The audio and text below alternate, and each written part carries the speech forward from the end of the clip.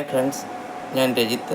വീണ്ടും നിങ്ങളുടെ മുന്നിൽ ഇന്നലെ നമ്മളൊരു ഇൻട്രൊഡക്ഷൻ വീഡിയോ ഇട്ടായിരുന്നു കോയിൻസിൻ്റെ കുറിച്ച്.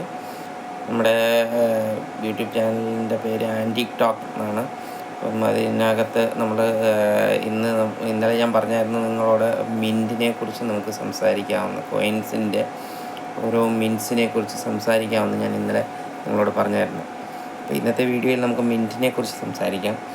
അപ്പം മിൻസ് എന്ന് പറയുന്നത് ഓരോ കോയിനും ഓരോരുത്തടുത്ത് നമ്മൾ ഇപ്പം ഓരോ റിസർവ് ബാങ്കിൻ്റെ ഓരോ ശാഖകളുണ്ട്. അവിടെ ഉൽപ്പാദിപ്പിക്കുന്നതിൻ്റെ ഓരോ മാർക്കുമാണ് മിൻറ്റ് മാർക്ക് എന്ന് പറയുന്നത്. അപ്പോൾ ആ മിൻറ്റ് മാർക്കാണ് നമ്മൾ ചില മിൻറ്റ് മാർക്കിനകത്ത് ചില മിൻറ്റുകൾ ഷോർട്ട് ക്വാണ്ടിറ്റിയിൽ ഉൽപ്പാദിപ്പിക്കപ്പെടുന്നു. അപ്പോൾ അതിനകത്ത് അവരുടെ ആ ഒരു മിൻറ്റ് മാർക്കിലുള്ളതിൻ്റെ വാല്യൂ ചിലപ്പം വേരിയേറ്റ് ചെയ്ത് കൂടാനും കുറയാനും സാധ്യതയുണ്ട്. അപ്പോൾ അത് വെച്ചിട്ടാണ് നമ്മൾ കോയിൻ്റെ വാല്യൂ കാൽക്കുലേറ്റ് ചെയ്യുന്നത്. അപ്പോൾ കോയിൻ്റെ വാല്യൂ കാൽക്കുലേറ്റ് ചെയ്യണമെങ്കിൽ നമ്മൾ മിൻറ്റ് മാർക്ക് നോക്കിയാണ് കാൽക്കുലേറ്റ് ചെയ്യുന്നത്, അതും അതിൻ്റെ ഇയറും. അപ്പം അത് വെച്ചിട്ടാണ് നമ്മൾ കാൽക്കുലേറ്റ് ചെയ്യുന്നത്. ഇപ്പം കുറേ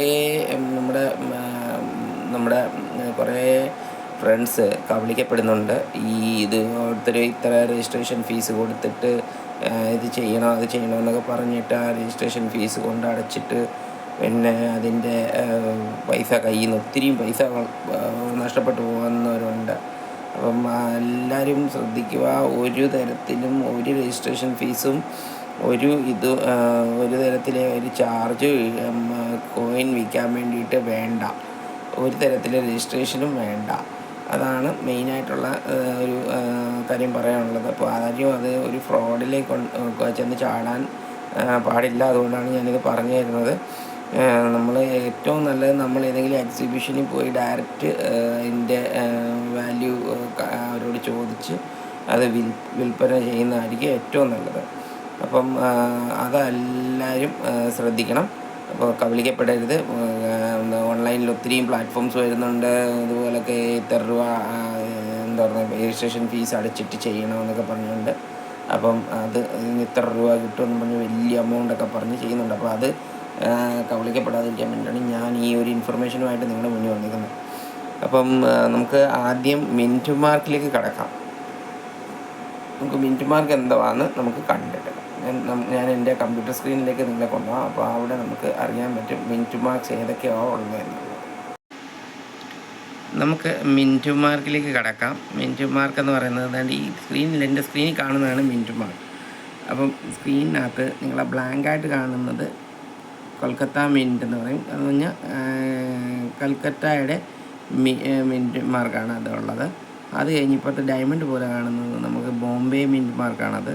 അത് കഴിഞ്ഞതിൽ നേരത്തെ പഴയ കോയിൻസിലെല്ലാം ആ മിൻറ്റ് മാർക്കായിരുന്നു. അത് കഴിഞ്ഞ് ഇപ്പോൾ പുതിയതായിട്ട് വന്നത് ബോംബെയുടെ പിന്നെ അത് കഴിഞ്ഞുള്ള മിൻറ്റ് മാർക്ക് ബോംബെയുടെ ബി എന്ന് പറഞ്ഞു വരുന്നത് ബോംബെയുടെയാണ്. ആ മിൻറ്റ് മാർക്കായിരിക്കും. അതെല്ലാം ഇയറിൻ്റെ താഴെ ആയിരിക്കും മെൻഷൻ ചെയ്തേക്കുന്നത് എപ്പോഴും. അത് കഴിഞ്ഞ് ബോംബെ മാറി മുംബൈ ആയ സമയത്ത് എം എന്ന് പറഞ്ഞുള്ള മിൻറ്റ് മാർക്കാണ് നമുക്ക് വന്നത്.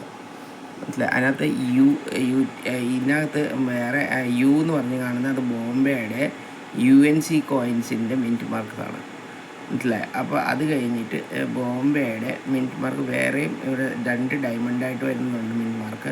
പക്ഷേ ഇത് മെയിനായിട്ട് നമുക്ക് അറിഞ്ഞിരിക്കേണ്ട മിൻറ്റ് മാർക്ക് ഒന്ന് കൊൽക്കത്ത മിൻറ്റിൻ്റെ പ്ലെയിൻ ആയിട്ടുള്ളതും ബോംബെ മിൻറ്റിൻ്റെ ഡയമണ്ട്, അല്ലെങ്കിൽ ഈ BOMO, അല്ലെങ്കിൽ പിന്നുള്ളത് ഹൈദരാബാദ് മിൻറ്റിൻ്റേത് സ്റ്റാർ എന്നുള്ളതാണ് നമുക്ക് മെയിനായിട്ട്. പിന്നെ H മിൻറ്റ് മാർക്ക് ഉണ്ട്. H മിൻറ്റ് മാർക്ക് ഉള്ളതിന് കുറച്ചുകൂടെ വാല്യൂ കൂടുതലുണ്ട് കേട്ടോ. അപ്പോൾ H മിൻറ്റ് മാർക്കുള്ള മിക്കവാറുള്ള കോയിനുകൾക്കും വാല്യൂ കൂടുതലായിരിക്കും. പിന്നെ അതുപോലെ ഡോട്ട് വരുന്നത് നോയിഡ മിൻറ്റാണ്. ഡൽഹി നോയിഡ മിൻറ്റിലാണ് വരുന്നത്. ഈ നോയിഡ ഉത്തർപ്രദേശ് ഒരു റേഞ്ച് വരും.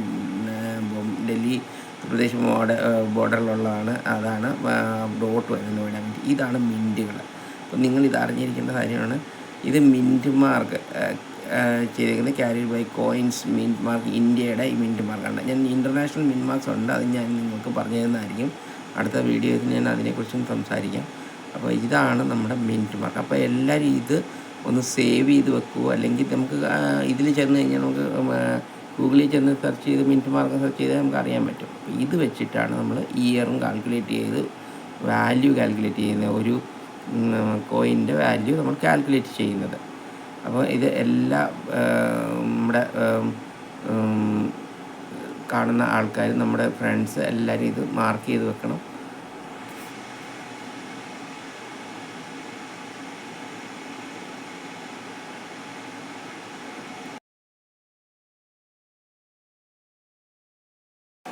അപ്പോൾ ഫ്രണ്ട്സ്, നിങ്ങളെല്ലാവരും കണ്ടു കാണാൻ സ്ക്രീനിൽ ഞാൻ കാണിച്ചു, കുറേ മിനിറ്റ് പാസ് കാണിച്ച്. അപ്പോൾ ആ മിനിറ്റ് പാസ് ഒക്കെയാണ് നമുക്കുള്ളത്. ഇതിനകത്ത് ബ്ലാങ്കായിട്ട് വരുന്നത്, ഒരു മാർക്കിങ്ങും ഇല്ലാതെ കിടക്കുന്നതെന്ന് പറഞ്ഞു കഴിഞ്ഞാൽ അത് കൽക്കട്ട മിൻറ്റാണ്. കൽക്കട്ടയിലും ഇത് ചെയ്തേക്കുന്ന മിൻറ്റ് മാർക്കാണ് അത് കഴിഞ്ഞിട്ട് ഡയമണ്ട് വരുന്നത് ബോംബെ മിൻറ്റ് മാർക്ക്. അത് ബോംബെ തന്നെ എമ്മും ബിയും രണ്ടും കൊണ്ട് അത് ഒരു കോയിൻ്റെ വാല്യൂ അനുസരിച്ച് മാറുന്നുണ്ട്. മുംബൈയിലേക്ക് മാറിയപ്പോൾ അതിൻ്റെ അനുസരിച്ച് മാറുന്നുണ്ട്. അത് കഴിഞ്ഞിട്ട് അടുത്തത് ഹൈദരാബാദ് മിൻറ്റ് സ്റ്റാറാണ് വരുന്നത്. അതുപോലൊക്കെ ഡോട്ട് വരുന്നത് നോയിഡ മിൻറ്റാണ്. അപ്പോൾ ഇത് നിങ്ങൾ എല്ലാവരും അറിഞ്ഞിരിക്കേണ്ട കുറേ കാര്യങ്ങളാണ് കോയിൻസിനകത്ത്. കോയിൻ കളക്ടിങ് ചെയ്യുന്നവർക്ക് അറിവിലിരിക്കേണ്ട കാര്യങ്ങളാണ്. അതല്ലാതെ ഹൈദരാബാദ് മിൻറ്റിൻ്റെ എച്ച് മാർക്ക് വരുന്നത്, ഹൈദരാബാദ് മിൻറ്റിൻ്റെ വാല്യുബിൾ ചില കോയിൻസിൽ വെച്ച് എച്ച് മാർക്ക് വരുന്നുണ്ട്. അത് ഹൈദരാബാദ് മിൻറ്റിൻ്റെയാണ്. അപ്പോൾ അതും നിങ്ങൾ എപ്പോഴും ശ്രദ്ധിക്കുക. 1 rupees കോയിന്, 1 രൂപയുടെ കോയിന് എച്ച് മാർക്ക് ഉള്ളത് വാല്യുബിളാണ്. അത് 1985 ഞാൻ കറക്റ്റായിട്ട് പറയാം, അടുത്ത ഇതിനകത്ത് പറയാം. അങ്ങനെ കുറേ കോയിൻസിന് നല്ല വില കിട്ടുന്നുണ്ട്. അതിന് 1 lakh rupees അബവ് കിട്ടുന്ന കോയിൻസ് ഉണ്ട് കേട്ടോ. അപ്പോൾ അതിനെക്കുറിച്ച് ഞാൻ കറക്റ്റായിട്ട് പറഞ്ഞു തരാം. അതുപോലൊക്കെ ഇത് വേറെ ഈ കളക്ഷൻസ് ഉള്ളവർ ശ്രദ്ധിക്കുക. വേറെ ഒരു തരത്തിലെയും ആരും രജിസ്ട്രേഷൻ വേണ്ടി വരുന്നില്ല. ഇതിന് വേണ്ടിയിട്ട് ആരുടെയും വാക്ക് കേട്ട് അതിലേക്ക് ചെന്ന് പെട്ടു പോകരുത്. വെറുതെ കയ്യിലിരുന്ന് കാശ് കളയരുത്.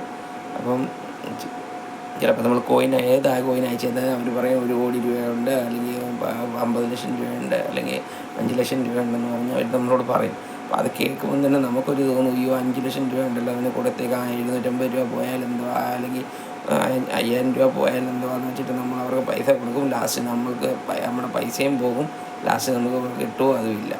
അപ്പോൾ അതുകൊണ്ട് ശ്രദ്ധിക്കുക എല്ലാവരും. അപ്പം നമുക്ക് അടുത്ത വീഡിയോ കാണാം നാളെ. അപ്പം എല്ലാവരും സബ്സ്ക്രൈബ് ചെയ്യണം, ഷെയർ ചെയ്യണം, ലൈക്ക് ചെയ്യണം. അപ്പം എല്ലാവർക്കും ഈ അറിവ് കിട്ടാൻ വേണ്ടിയിട്ടാണ്. അപ്പോൾ ഇതിൽ നിന്ന് നമുക്ക് വരുമാനവും ഉണ്ടാകും. അതിൽ നിന്ന് അറിവുണ്ടെങ്കിലേ വരുമാനമുള്ളൂ കേട്ടോ. അപ്പം അതുകൊണ്ട് എല്ലാവരും ഇത് സബ്സ്ക്രൈബ് ചെയ്യുക. അതുപോലത്തെ ഇത് ചെയ്യുക. കൂടുതലുള്ള ആൾക്കാരിൽ ഷെയർ ചെയ്ത് അവർക്ക് ഇൻഫർമേഷൻ എത്തിക്കാൻ നോക്കുക. അപ്പോൾ എല്ലാവർക്കും നമസ്കാരം. ബൈ.